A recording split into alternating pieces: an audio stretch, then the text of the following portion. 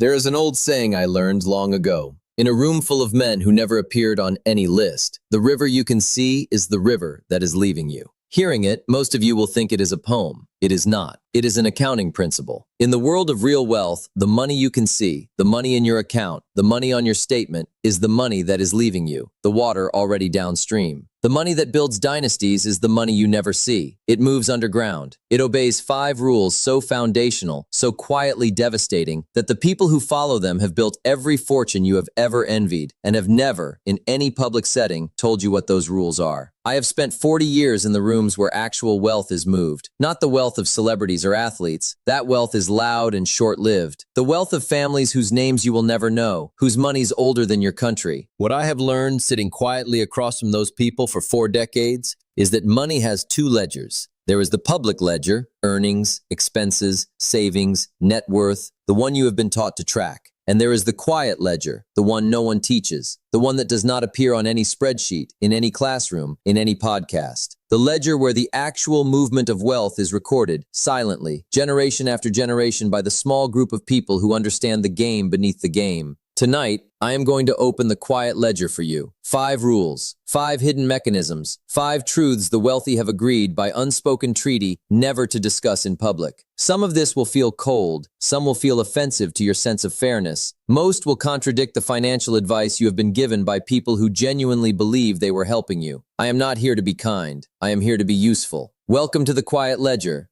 Part 1. The 2 ledgers. The middle class operates under the belief that money is symmetric, that a dollar earned by a doctor and a dollar earned by a steelworker behave the same way, that tax law, opportunity, and access apply equally to both. This is the most expensive belief in modern life. Money is not symmetric. Money behaves differently depending on who is holding it. A dollar in the hands of a wage earner is taxed at one rate. The same dollar held inside the right legal structure is taxed at a fraction of that rate. A dollar borrowed by a working family carries a high interest cost. The same dollar borrowed by a family office carries a cost so low it is almost a gift. The financial system has 2 operating modes. One for the public, one for the people who understand how to access the second. The public mode is the one you were taught. Earn, spend, save, repeat. It is honest, it is functional, and it is engineered to produce a specific result. A comfortable retirement at 65, a paid-off home, modest savings.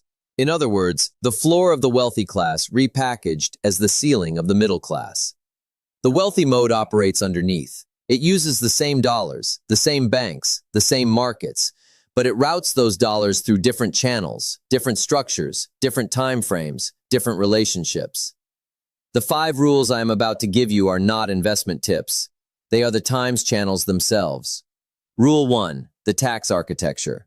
The first hidden rule is the one I am most reluctant to discuss publicly because it sounds on first hearing like an indictment. It is not. It is simply a description of how the system works.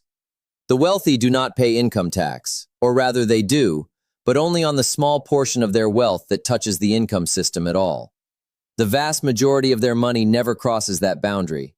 I call this the tax architecture. Most working people think their tax bill is determined by how much they earn. It is not. It is determined by how they earn it. A dentist earning $400,000 a year may pay 40% to the government. A wealthy investor earning $10 million a year may pay 12%. The dentist works with his hands. The investor works with structures. The tax code in every developed country is, at its core, a behavioral instruction manual. High taxes punish behaviors the government finds easy to extract from. Low taxes reward behaviors the government wants more of. The government wants more capital, more long-term investment, more business creation, so it taxes those activities lightly. The government does not, in any meaningful sense, want more workers. Workers already exist. They are abundant. Labor is taxed at the rate of an abundant resource. Capital is taxed at the rate of a scarce one. This is not corruption. This is supply and demand written into legal code. The wealthy understood this generations ago. They restructured their lives so that the bulk of their wealth never appears on a W-2.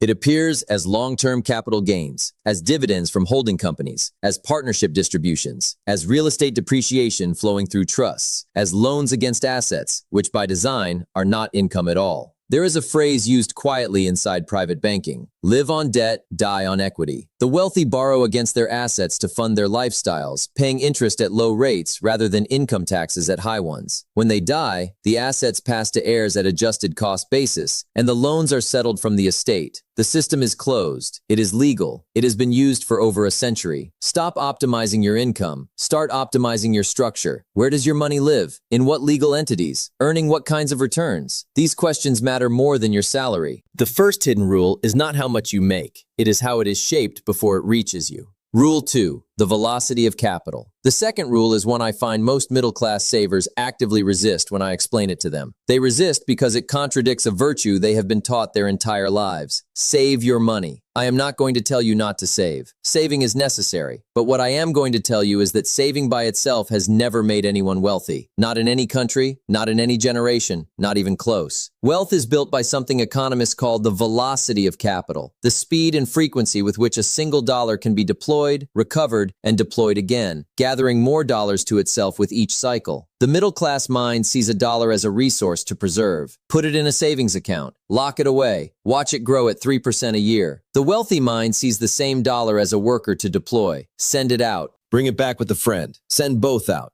Bring back 4. Repeat for 40 years. Here's the difference in one number. A dollar saved in a typical bank account doubles, conservatively, every 24 years. A dollar deployed at the average return of a well-managed real estate or business portfolio doubles every 7 to 9 years. Across 40 years, the saved dollar becomes roughly $3.25. The deployed dollar becomes roughly $30 to $45. Same dollar, same 40 years, tenfold difference. What changed was not the amount. What changed was the velocity. Wealthy families almost never sit on cash. They sit on systems. Real estate that produces rent, businesses that produce dividends, loans they have made to other investors that produce interest. Their dollars are never resting. Each one has a job description, a return target, a reporting period. A working person, by contrast, will save $100,000 over a decade and let it sit in a checking account earning effectively nothing while inflation slowly eats it. They believe they are being responsible. They are, in fact, paying a hidden tax. The tax of idle capital that, over a working life, can erase as much wealth as the visible income tax does.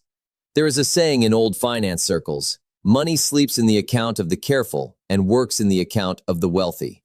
A dollar in a savings account is a worker on permanent vacation. You are paying him to do nothing.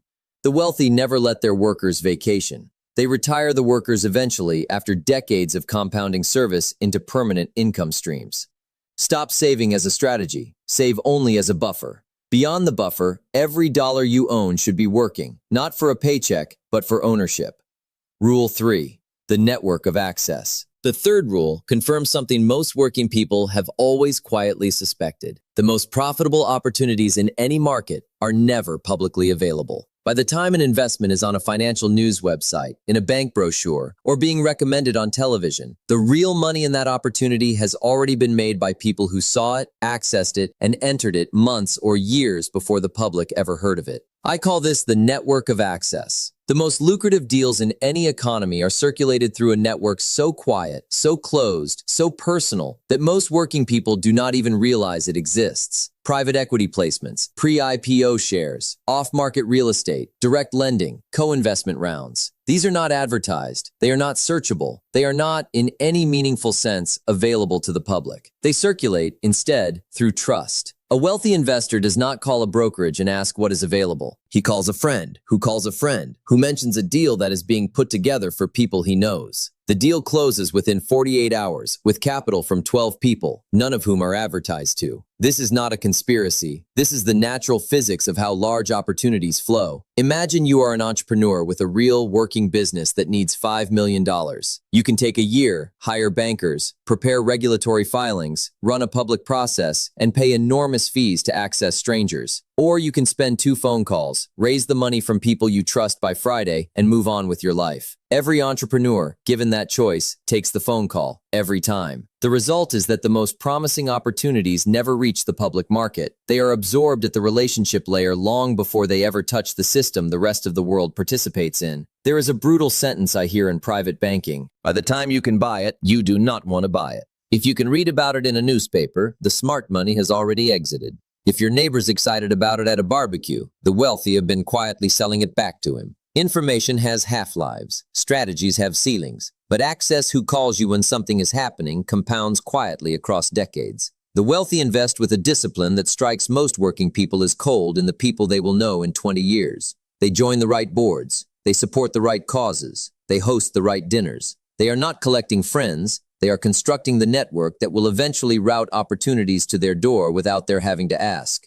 Stop asking how to find better investments. Start asking how to know the kind of people who bring better investments. Build a network before you need it. The deals will follow. Rule 4. Inheritance discipline. The fourth rule is the one that most damages families across generations. The rule of inheritance discipline. There's a saying inside multi-generational families that has been repeated in every culture that has ever produced wealth. Shirt sleeves to shirt sleeves in 3 generations. The first generation builds. The second preserves. The third, almost without exception, destroys. Researchers have given this a clinical name. The third generation curse. Roughly 70% of family wealth evaporates by the end of the second generation. 90% by the third. The fortunes that survived, the ones with names you have heard of, are statistical exceptions. What separates them? Not better investments, not better lawyers, not better luck. Inheritance discipline. The deliberate, often painful structuring of the transfer of wealth in a way that does not destroy the people receiving it. Most working people, when they think about inheritance, think about the amount. The wealthy think about the form. Money given to a child unprepared to receive it is not a gift. It is a poison administered slowly. It removes the necessity to develop competence. It removes the discipline of working for what one has. It removes, most cruelly, the ability to know whether one is loved for who one is or for what one will eventually distribute. The wealthiest families do not transfer wealth in lump sums. They transfer it in structures, trusts that release capital at specific ages, contingent on specific behaviors, foundations that require children to administer charitable work as the price of accessing family resources, operating companies that children must work inside at fair wages for years before they receive equity. There is a phrase in old family office circles: we give them enough to do something, never enough to do nothing. The inheritance is structured to require the heir to become someone who has earned, through their own discipline, the capacity to handle what is being given to them. Working families, by contrast, often leave whatever they have in undifferentiated lump sums with no conditions, no structure, no preparation. The children inherit it during a season of grief, with no instruction in how to manage it, and the money, almost without exception, disappears within 10 years. This is not the children's fault. They were never trained.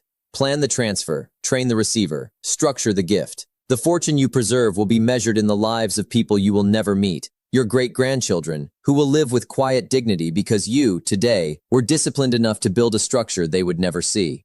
Rule 5. The silence. The fifth and final hidden rule is the one the wealthy guard most carefully, because it is the rule that protects every other rule. It is the rule of silence. The wealthy do not talk about their wealth. They do not discuss the size of their accounts. They do not name the funds they invest in. They do not announce their next moves. They do not advertise their net worth. They do not boast about their tax strategies. This is not modesty. It is not insecurity. It is operational doctrine. There is a phrase you will hear only inside the rooms where actual wealth is moved. The loudest fortune is the one that is leaving. When a person begins to broadcast their wealth, 3 things happen, all of them bad. First, they become a target. Lawsuits, demands, long-lost relatives, sophisticated frauds engineered specifically for visible wealth. The visible rich pay an invisible tax, the cost of being known to have what others want. Second, every transaction they conduct becomes more expensive. The contractor who fixes their roof learns who they are and prices accordingly. The lawyer sets a different fee. The dealer offers a different number. Visibility is taxed in every transaction at a rate roughly proportional to how visible the wealth is. Third, and this is the part the public does not understand, broadcasting wealth invites rivalry. The merely rich attract competitors who will spend the rest of their lives trying to take what is being shown. The quietly rich move through the world unnoticed, doing larger deals more efficiently, precisely because no one is watching them. Sun Tzu, 2,500 years ago, articulated this rule for warfare. Be subtle, even to the point of formlessness. Be mysterious, even to the point of soundlessness. Then you can be the director of the opponent's fate. The wealthy have read Sun Tzu. They apply him to spreadsheets. When you begin to accumulate wealth, you will feel a powerful urge to signal it. A nicer car, a better watch, a bigger house, mentioning your investments at parties, posting about your business victories online. This urge is biologically real. It comes from a deep evolutionary need to broadcast competence to potential mates and allies. The wealthy are not immune to it. They have simply trained themselves to override it. Because they understand that every dollar of signal is a dollar of vulnerability. Every public victory is private exposure. The discipline is to keep building in silence while everyone around you is broadcasting their progress. To let your tax architecture compound underneath. To let your capital deploy underneath. To let your network grow underneath for decades without applause.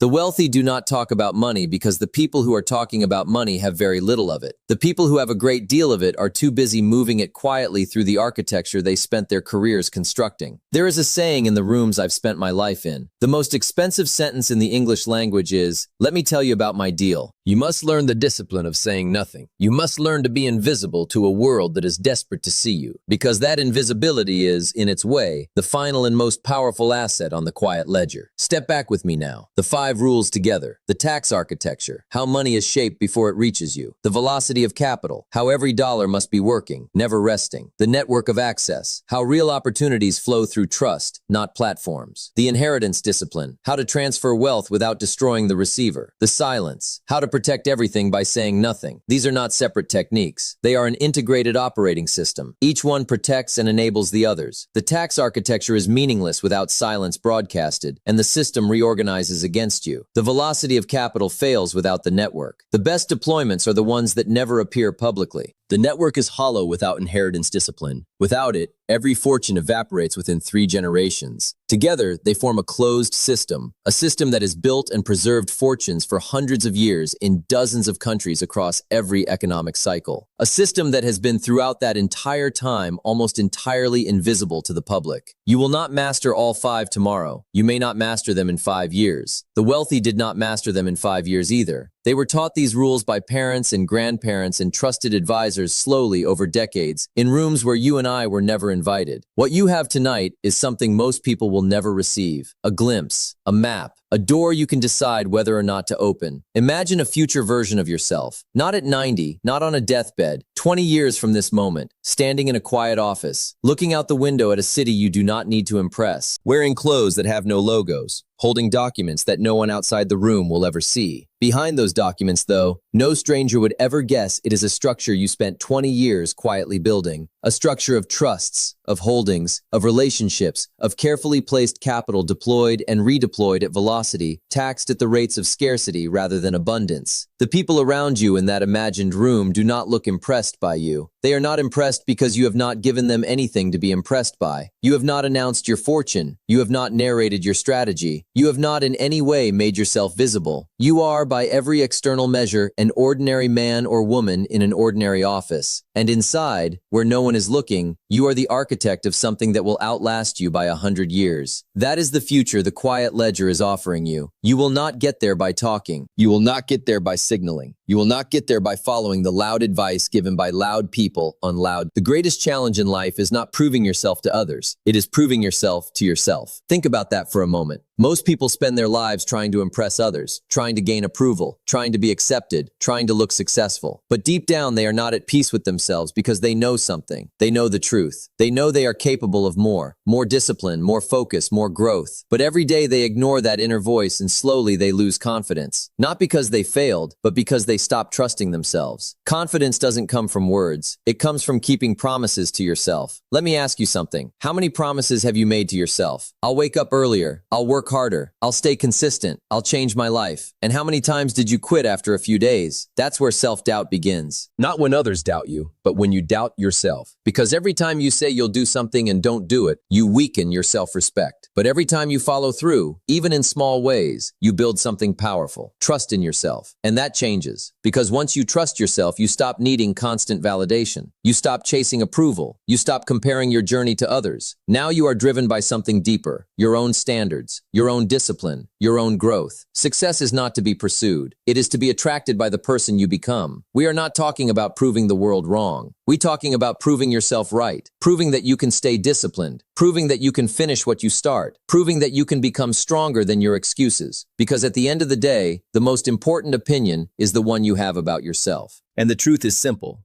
When you prove yourself to yourself, no one can take your confidence away. The most important opinion is the opinion you have about yourself. Let's begin with a simple truth, a truth most people overlook. You can fool the world, but you cannot fool yourself. You can smile in public. You can look confident. You can pretend everything is fine. But deep down, you know. You know whether you are disciplined. You know whether you are growing. You know whether you are giving your best. And that inner knowing shapes your confidence. Not praise, not applause, not validation from others. Real confidence comes from self-respect. And self-respect is built when you prove yourself to yourself. Confidence is not something you get. It is something you build. Now let me ask you something. How many times have you said, I'm going to change. I'll wake up early. I'll work harder. I'll stay focused. I'll become disciplined. And for a few days, you did well. But then you stop. And every time you stop, something happens internally. Your mind begins to doubt you. Not because you failed, but because you stopped trusting your own word. Think about that. If someone constantly broke promises, would you trust them? Probably not. Then why should your mind trust you if you constantly break promises to yourself? That is where self-doubt begins. Not from failure, but from inconsistency. Success is nothing more than a few simple disciplines practiced every day, daily, not occasionally. Because every time you follow through, even in small ways, you send a message to yourself. I can trust myself. I do what I say. I finish what I start. And slowly that builds confidence. Real confidence. Not loud confidence. Not fake confidence. Quiet confidence. The kind that doesn't need approval because it comes from within. Now understand this. Most people are trying to prove themselves to others. They want recognition, attention, validation. But they ignore the most important person, themselves. And that creates emptiness. Because even if the world praises you, if you don't respect yourself, it will never feel enough. Work harder on yourself than you do on your job. That's where the real work begins. Not in impressing people, but in improving yourself. Waking up when you said you would. Doing the work when you don't feel like it. Staying disciplined when nobody is watching. That is how character is built. And character is more valuable than image. Because image is what people think you are. Character is who you really are. Now let's go deeper. Why is proving yourself to yourself so powerful? Because once you build self-trust, everything changes. You stop depending on motivation. You stop waiting for encouragement. You stop needing constant reassurance. Why? Because you've already seen yourself overcome difficulty. You've already proven that you can stay committed. And that creates inner strength. The few things you do every day determine the quality of your life. So don't underestimate small victories. Getting up early, keeping your word, finishing your task, staying focused. Those small actions build a strong identity, and identity shapes destiny. Because eventually you become the kind of person who does what they say they will do. That's powerful. Stop trying to impress everyone. Stop chasing approval. Stop measuring your worth by other people's opinions. Instead, focus on this question. Can I trust myself? Can you trust yourself to stay disciplined? Can you trust yourself to keep going? Can you trust yourself to follow through? Because when the answer becomes yes, your confidence changes. Your mindset changes. Your life changes.